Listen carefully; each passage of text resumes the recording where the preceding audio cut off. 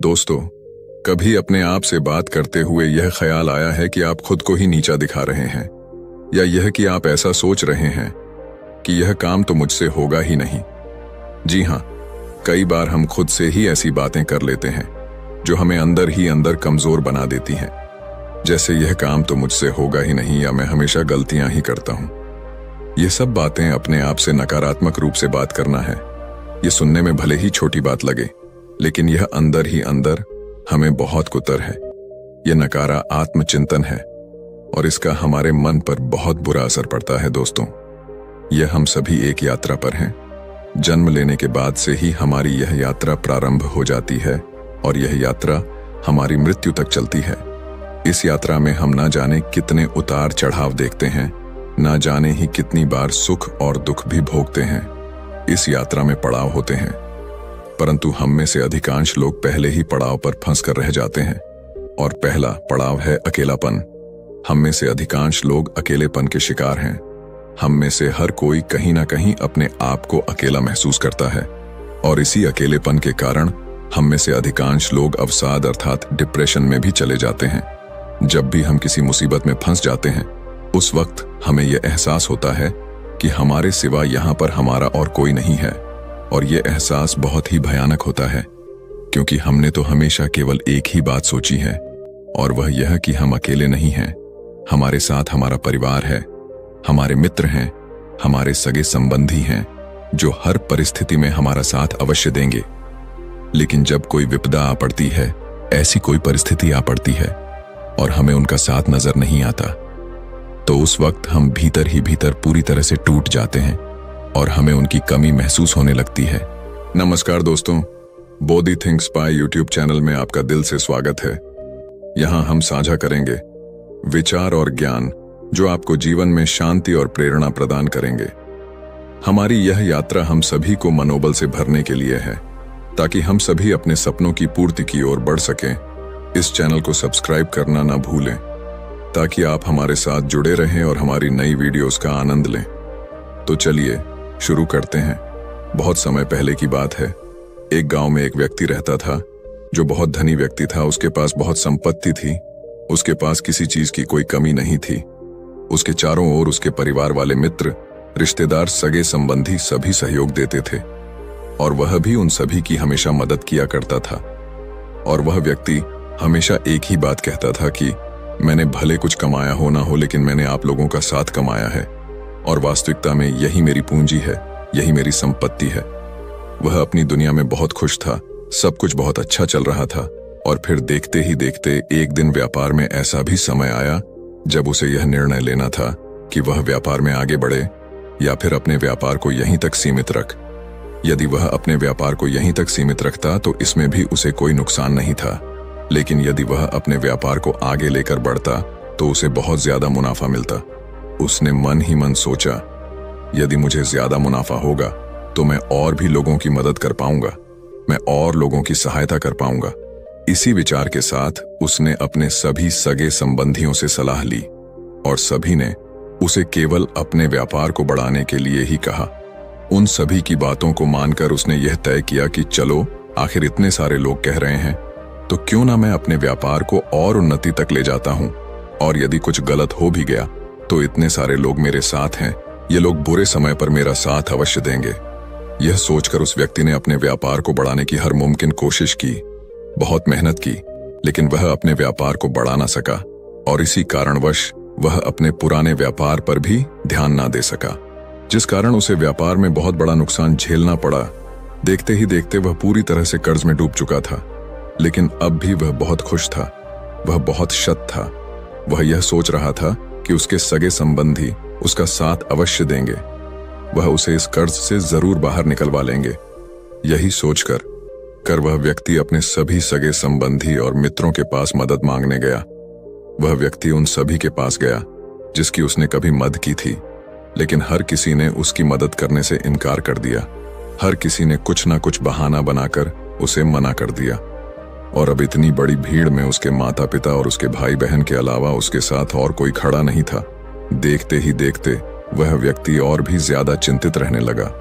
वह बहुत परेशान रहने लगा। और उसने अपना आत्मविश्वास भी पूरी तरह से खो दिया था। इस कारण देखते ही देखते हालात बद से बदतर होते जा रहे थे। अब तो हालात ऐसे हो चुके थे कि उसके घर में खाने के लिए भोजन तक नहीं था, और तभी उसके माता पिता और उसके भाई बहन ने भी उन सब के लिए उसे ही जिम्मेदार ठहराना शुरू कर दिया। उसे तरह तरह की बातें सुनाने लगे, तरह तरह के ताने मारने लगे। उन सब की यह बातें सुनकर वह अंदर से पूरी तरह से टूट चुका था, वह पूरी तरह से बिखर चुका था। तब उसे इस बात का एहसास हुआ कि लगता है अब मुझे एक बार फिर मेहनत करनी पड़ेगी। जैसा सब कुछ पहले था मुझे वह सब कुछ एक बार फिर हासिल करना पड़ेगा। मुझे एक बार फिर धन कमाना पड़ेगा। जैसे तैसे उसने खुद को मनाया, अपने आप को एक बार फिर हिम्मत दी और उसने एक बार फिर खड़े होने का निश्चय लिया। उस व्यक्ति ने एक बार फिर से शुरुआत की और अब की बार उसने पहले से बहुत अधिक मेहनत की। अपना घमंड, अहंकार, अपना अभिमान सब कुछ छोड़कर वह केवल अपने काम पर ध्यान देने लगा। देखते ही देखते समय बदल गया और जो कुछ भी उसने खोया था वह सब कुछ उसने एक बार फिर से पा लिया। जो मित्र, जो सगे संबंधी उसे छोड़कर चले गए थे, वह एक बार फिर से उसके पास आने लगे। वह उससे पहले से भी ज्यादा नजदीकियां बढ़ाने लगे। उस व्यक्ति ने जिन जिन की मदद की थी वे एक बार फिर उसके साथ आ खड़े हुए थे। अब सब कुछ पहले जैसा हो गया था, लेकिन वह अपने आप को अब भी इस भीड़ में अकेला ही महसूस कर रहा था। उसे सबके भीतर एक बनावटी झूठ दिखाई दे रहा था। उसे सबके चेहरे पर एक बनावटी हंसी नजर आ रही थी, एक बनावटी भरोसा नजर आ रहा था। इसी कारण वह सबके पास होकर भी अपने आप को बहुत अकेला महसूस कर रहा था। अब उसे किसी से कोई उम्मीद नहीं थी, किसी से कोई आशा नहीं थी, और देखते ही देखते सबके बीच रहकर भी वह भीतर ही भीतर घुट रहा था। वह अपने आप को अत्यंत अकेला महसूस कर रहा था। वह किसी ऐसे व्यक्ति की तलाश में था जो उसके अकेलेपन को दूर कर सके, जो उसकी अकेलेपन की इस परेशानी से उसे बाहर निकाल सके, जो उसके सुख और दुख में उसका साथ दे, उसके साथ खड़े हो, जो कभी उसे धोखा ना दे। वह ऐसे ही व्यक्ति की तलाश कई महीनों तक करता रहा और आखिरकार उसे एक ऐसी लड़की मिली जिस पर वह आंख बंद करके भरोसा कर सकता था। उस व्यक्ति को वह लड़की बहुत पसंद थी और वह उससे शादी करने के लिए भी तैयार था। एक दिन की बात है, उस व्यक्ति ने उस लड़की से पूछा, क्या तुम हर परिस्थिति में मेरा साथ दोगी? इसके जवाब में वह लड़की कहती है, हाँ, मैं तुमसे वादा करती हूं कि हर स्थिति में मैं तुम्हारे साथ ही रहूंगी, फिर चाहे समय कैसा भी क्यों ना हो। मैं कभी नहीं बदलने वाली, मैं तुम्हारे साथ हमेशा खड़ी रहूंगी। लेकिन एक दिन उस व्यक्ति के मन में ख्याल आया कि कहीं यह भी बाकी लोगों की तरह बदल ना जाए, कहीं यह लड़की भी उसे धोखा ना दे दे। इसीलिए एक दिन उस व्यक्ति ने उस लड़की को अपने पास बुलाया और उस लड़की से कहता है, देखो, मैं कोई अमीर व्यक्ति नहीं हूं। ये जो भी शान और शौकत तुम देख रही हो, ये मेरा नहीं है। ये तो मेरे छोटे भाई का है। मैं तो बस इसे चला रहा हूं, मैं तो बस इसकी देखभाल कर रहा हूं। वास्तविकता में तो इन सब का मालिक वही है। और वैसे भी मैं इतनी सारी धन दौलत लेकर क्या करूंगा? मुझे तो केवल तुमसे प्यार है और शादी के बाद मैं तुम्हें लेकर कहीं दूर चला जाऊंगा। कहीं दूर जाकर हम अपना एक छोटा सा घर बसाएंगे। हम वहां पर खुशी खुशी अपना जीवन बिताएंगे। उस लड़के की यह बात सुनकर वह लड़की मुस्कुराते हुए उस लड़के से कहती है, तुम भी कितने भोले हो। अगर यह व्यापार तुम चला रहे हो, इसकी बागडोर तुम्हारे हाथों में है, तो तुम इसे अपने नाम पर भी तो करवा सकते हो। आखिर तुम्हें इसमें कितना समय लगेगा?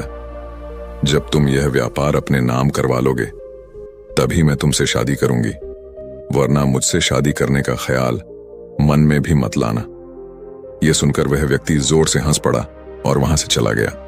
उस लड़की की बात सुनकर उस व्यक्ति के दिल को बहुत चोट पहुंची थी। वह अंदर ही अंदर पूरी तरह से टूट चुका था। अब उसे किसी से भी कोई उम्मीद नहीं रह गई थी। अब तक उसके जीवन में इतना अकेलापन नहीं था जितना कि अब वह अपने आप को अकेला महसूस कर रहा था। चारों तरफ हर कोई उससे झूठ कह रहा था। चारों तरफ हर किसी के चेहरे पर झूठी हंसी और झूठा मुखौटा था। उसे किसी पर अब भरोसा नहीं रह गया था और भीतर ही भीतर उसका अकेलापन उसे खाए जा रहा था, जिस कारण वह बहुत परेशान रहने लगा था। वह बहुत चिंतित रहने लगा था। वह किसी भी हालत में अपने इस अकेलेपन से छुटकारा चाहता था। एक दिन की बात है, वह व्यक्ति सैर करता हुआ अपने नगर से बाहर निकल गया और अपने नगर के बाहर निकलते ही उसे कुछ ही दूरी पर एक आश्रम दिखाई दिया। वह व्यक्ति उस आश्रम में जा पहुंचा। वहां पर बहुत शांति थी, बहुत सुकून था उसे। वहां की शांति बहुत अच्छी लग रही थी, जिस कारण उसका अकेलापन भी मिट रहा था। वह व्यक्ति उस आश्रम के बाहर बैठ गया और उस शांति का अनुभव करने लगा। तभी उसके सामने एक बौद्ध भिक्षुक आ खड़े हुए और उन्होंने उस व्यक्ति से कहा, भंते, मन को सुकून मिला। इस पर वह व्यक्ति उन बौद्ध भिक्षुक को देखकर खड़ा हो गया और उन्हें प्रणाम करके कहता है, हे गुरुवर, यहाँ कितनी शांति है, यहाँ कितना सुकून है, और बाहर की दुनिया में तो हर कोई हमें लूटना चाहता है, हर कोई हमें तकलीफ देना चाहता है। इस पर वह बौद्ध भिक्षुक उस व्यक्ति से कहते हैं, भंते, आखिर तुम्हारी समस्या क्या है? तुम मुझे खुलकर बता सकते हो।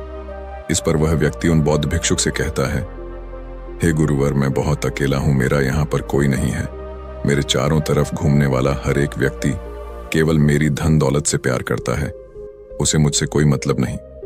मेरे पास बेशुमार धन दौलत है, सारी सुख सुविधाएं हैं, मेरा परिवार, मेरे मित्र, मेरे सहयोगी, मेरे सभी सगे संबंधी भी मेरे साथ ही हैं। लेकिन उनके होने के बावजूद भी मैं बहुत अकेला महसूस करता हूं। मुझे ऐसा प्रतीत होता है कि मेरे पास सब कुछ होकर भी मेरे पास कुछ नहीं है। उन बौद्ध भिक्षु ने उस युवक की सारी बातें ध्यानपूर्वक सुनी और उसके बाद वह उस व्यक्ति से कहते हैं, भंते, मनुष्य जन्म से लेकर मृत्यु तक 2 पड़ाव में जीवन जीता है। पहला पड़ाव किसी भी मनुष्य को बड़ी सहजता से मिल जाता है, जिसमें उसे यह एहसास होता है कि इस जीवन में वह अकेला है।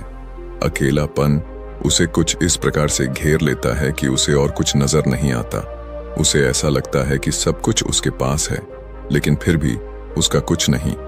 दूसरों से उसकी सारी उम्मीदें टूट जाती हैं और वह बहुत एकांत में रहने लगता है।